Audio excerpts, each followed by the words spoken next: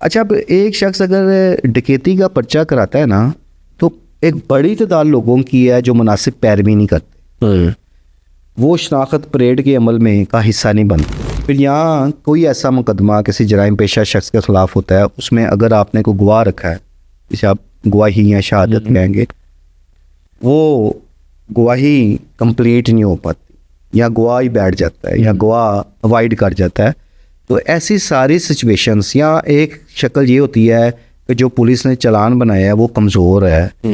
जिसका फ़ायदा मुल्ज़म को मिल जाता है, और इन तमाम चीज़ों की बुनियाद पर इनमें से कोई भी अगर एक चीज़ ऐसी होती है तो अदालतों से उनको ज़मानत मिल जाती है, वो बाहर आ जाते हैं। बाहर आके अब एक क्रिमिनल शख्स, हमारे यहाँ जो जेलें हैं, हम पंजाब की बात कर लेते हैं, हमारी जेलों में कोई ऐसा सिस्टम नहीं है पंजाब में कि आप अंदर से कोई रिफ्रेशर कोर्स करके आ रहे हैं या आपकी नफसियाती तौर पे कुछ तरबियत की जा रही।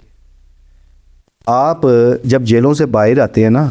तो आपकी जो जराइम की या क्रिमिनल जो आपकी सोच होती है उसमें मज़ीद निखार आ जाता है। अब मज़ीद चीज़ें सीख के आते हैं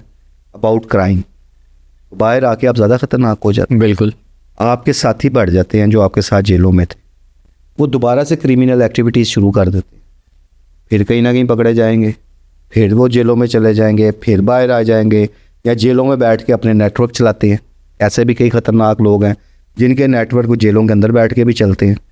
वो के बड़ी सख्ती की गई, जैमर्स लगाए गए ताकि जेलों के अंदर मोबाइल का इस्तेमाल ना हो, लेकिन फिर भी कहीं ना कहीं मोबाइल चलते हैं। अब वो जब बाहर आके दोबारा ये अपना क्रिमिनल एक्टिविटीज़ शुरू कर देते हैं तो फिर जराइम नीचे नहीं आते। इसलिए CCD ने पॉलिसी इख्तियार की हुई है कि बजाय इसके कि आप इनके ख़िलाफ़ मुकदमा दर्ज करें, इनको गिरफ़्तार करें, इन्हें जेलों में भेजें और ये दोबारा बाहर आएँ, वो किसी को दोबारा बाहर आने